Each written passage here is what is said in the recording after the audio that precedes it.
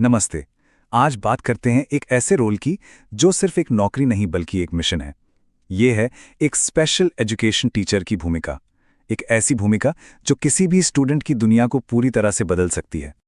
तो सवाल ये है कि एक स्पेशल एजुकेशन टीचर की असली भूमिका होती क्या है?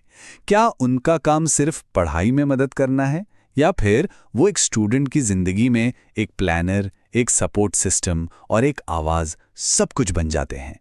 चलिए इस सफर को और करीब से समझते हैं।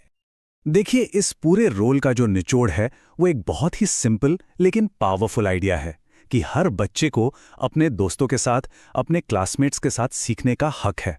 और इसे मुमकिन बनाने के लिए स्पेशल टीचर सिर्फ पढ़ाते नहीं बल्कि वो सीखने के पूरे माहौल को ही बदल देते हैं। चाहे वो पढ़ाने का तरीका बदलना हो, पेरेंट्स के साथ मिलके काम करना हो या फिर सही रिसोर्स जुटाना हो। तो ठीक है, शुरू करते हैं। ये पूरा सफर शुरू कैसे होता है? हर स्टूडेंट की ये जर्नी एक बहुत ही जरूरी पहले कदम से शुरू होती है और वो है पहचान और सही प्लानिंग। सब कुछ शुरू होता है जल्दी पहचान करने से।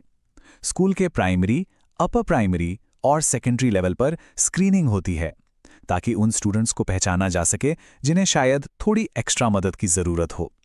और यही सबसे पहला और सबसे जरूरी कदम है। अच्छा, पहचान हो गई, अब क्या? अब बनता है हर बच्चे के लिए उसका अपना पर्सनल रोड मैप, जिसे कहते हैं आईईपी यानी इंडिविजुअलाइज्ड एजुकेशन प्लान।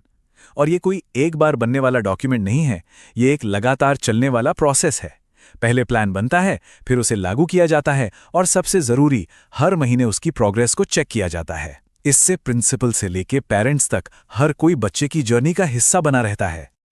और हाँ, इस सब के पीछे जो सबसे मजबूत चीज है वो है हर जानकारी का बहुत ध्यान से रिकॉर्ड रखना। ये सिर्फ कागजी कार्रवाई नहीं है, बिल्कुल नहीं। एक बच्चे की पर्सनल केस हिस्ट्री से पता चलता है कि उसकी अब तक की जर्नी कैसी रही है। और आईपी मीटिंग के रिकॉर्ड्स ये पक्का करते हैं कि सब लोग एक ही लक्ष्य के लिए काम कर रहे हैं। यही चीजें बच्चे की लगातार हो रही तरक्की को सुनिश्चित करती हैं। अब चलते हैं क्लासरूम के अंदर, देखते हैं कि ये सब कागजों से निकलकर असल में कैसे काम करता है। इस काम का जो दिल है ना, वो है पढ़ाने के तरीके को हर बच्चे की अलग अलग जरूरतों और उसकी ताकत के हिसाब से ढालना। मकसद बस एक है कि हर बच्चा मेन क्लासरूम में बैठे, पढ़े और कामयाब हो सके। यहां पर एक बहुत ही मजेदार कॉन्सेप्ट आता है जिसे कहते हैं प्लस करिकुलम। ये सिर्फ किताबी पढ़ाई से कहीं आगे है। ये असल में जिंदगी के लिए जरूरी स्किल्स की पढ़ाई है। इसमें ब्रेल या साइन लैंग्वेज जैसी कम्युनिकेशन स्किल्स भी हैं और रोजमर्रा की जिंदगी में काम आने वाले सोशल स्किल्स भी। ये वो स्किल्स हैं जो एक स्टूडेंट को क्लासरूम के बाहर की दुनिया के लिए तैयार करती हैं। और ये सब अकेले नहीं हो सकता। यहाँ एक कमाल की पार्टनरशिप देखने को मिलती है। एक तरफ स्पेशल एजुकेशन टीचर हैं जो अपनी एक्सपर्टीज से खास टीचिंग मटेरियल बनाते हैं और दूसरी तरफ सब्जेक्ट टीचर्स हैं जो उनके साथ मिलकर उस मटेरियल को और भी असरदार बनाते हैं। ये है असली टीम वर्क। तो ये रोल सिर्फ क्लासरूम तक ही सीमित नहीं है, ये उससे बहुत आगे जाता है। अब देखते हैं कैसे ये टीचर एक पूरा सपोर्ट सिस्टम बनाते हैं। ये स्पेशल एजुकेशन टीचर असल में एक पुल का काम करते हैं। वो स्टूडेंट को सपोर्ट प्रोफेशनल्स के एक बहुत बड़े नेटवर्क से जोड़ते हैं जिसमें पेरेंट्स, थेरेपिस्ट और स्कूल का पूरा स्टाफ शामिल होता है। और ये जो नेटवर्क है ना, इसमें कई लोग शामिल हैं।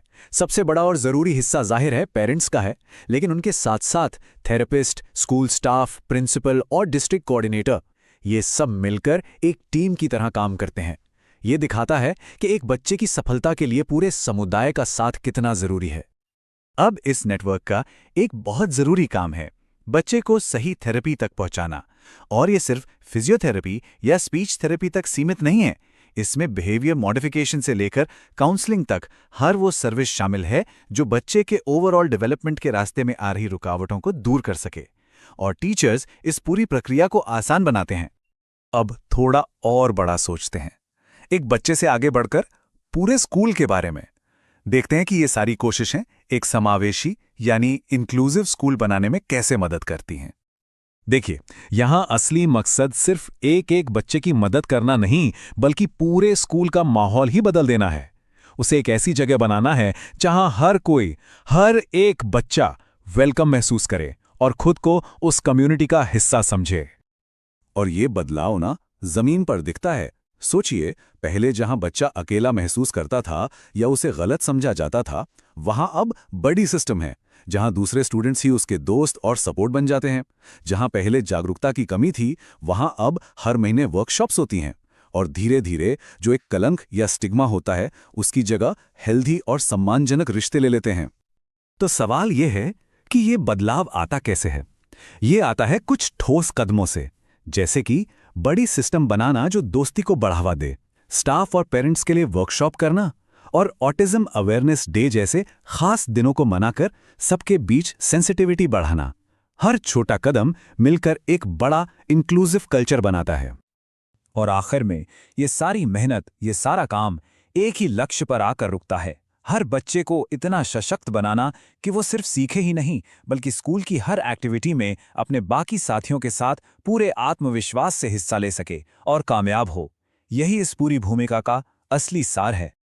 तो आखिर में एक सवाल हम सबके सोचने के लिए, कि जब हम एक क्लास को, एक स्कूल को समावेशी बनाते हैं, तो क्या हम सिर्फ उस स्कूल को बेहतर बना रहे हैं, या फिर हम आने वाले कल के लिए एक ज्यादा बेहतर और संवेदनशील समाज की नींव रख रहे हैं? सोचिएगा जरूर।